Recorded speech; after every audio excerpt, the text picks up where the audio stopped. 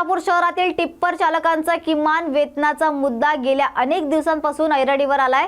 आज टिप्पर चालकांनी महानगरपालिका आरोग्य अधिकाऱ्यांना निवेदन देत किमान वेतन मिळावे, हाजरी पुस्तक अजून आमच्यापर्यंत मिळालं नसून ते आम्हाला मिळावे, तसेच किमान वेतन हे वेळेवर जमा व्हावे अशा मागण्या निवेदनाद्वारे केल्या आहेत। तसेच येणाऱ्या काळामध्ये आमच्या मागण्या मान्य न झाल्यास त्याचबरोबर आमच्यावर दबाव टाकण्यात आला तर सर्व टिप्पर चालक उग्र आंदोलन छेडण्याचा इशारा देखील त्यांनी यावेळी दिलाय। पैसे कोणी मागलेले नाही तू घेऊन पाठवतोस ना नाही ना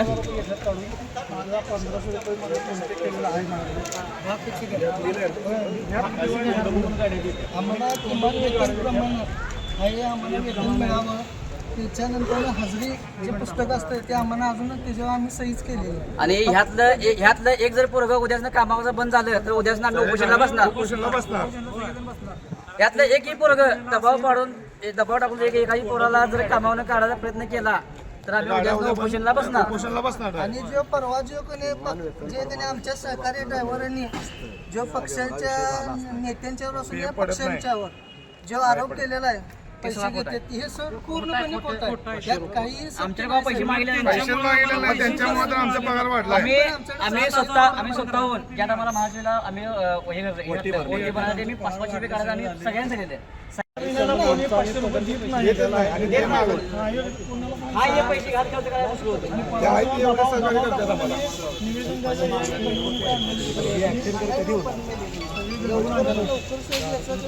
काढावा। किमान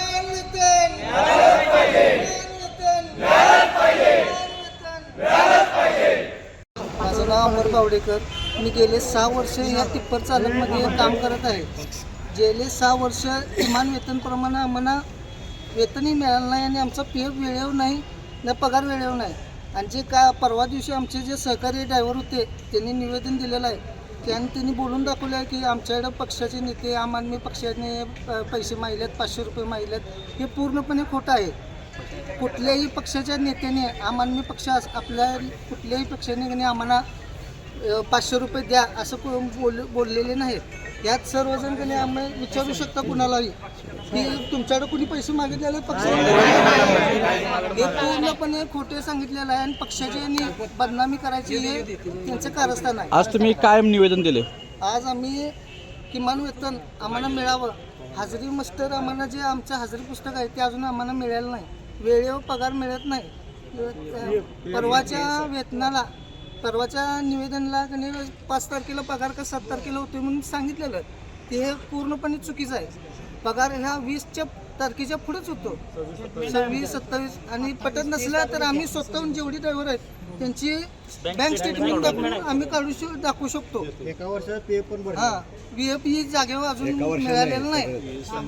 ES आहे आता एकाचा ॲक्सिडेंट झालेला आहे त्याला अजूनही त्याला इन्शुरन्स वगैरे काही मिळालं नाही। मग तुझा पुढचा इशारा काय असेल? पुढचा जर आता इथून पुढे जर आम्हाला किमान वेतन वेळेवर मिळालं आणि पूर्णपणे वेळेवर पगार मिळाला, फंड वगैरे वेळेवर जर जमा केलं झालं किमान वेतन प्रमाणे तर आम्ही काम हायचं करायला तयार आहे सर्व ड्रायव्हर। नसलं तर अजून पण आज आम्ही जर इथे एवढे जण थांबलेलो आहे, आज आम्हाला नोटीस आली, उद्या जर कामावून काढून टाकलं तर आम्ही उग्र आंदोलन करू हे पूर्ण इशारा देत आहे।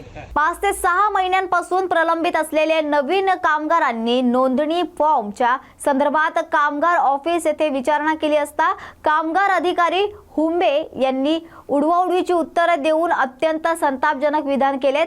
याबद्दल आज राष्ट्रवादी शरदचंद्र पवार पक्षाच्या असंघटित कामगार विभागाचे अध्यक्ष नितीन म्हस्के यांनी सहाय्यक कामगार आयुक्त यांना निवेदन दिले।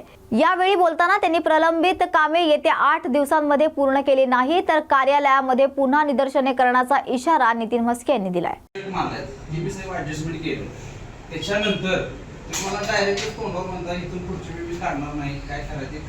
माझं नाव नितीन शाजी म्हस्के।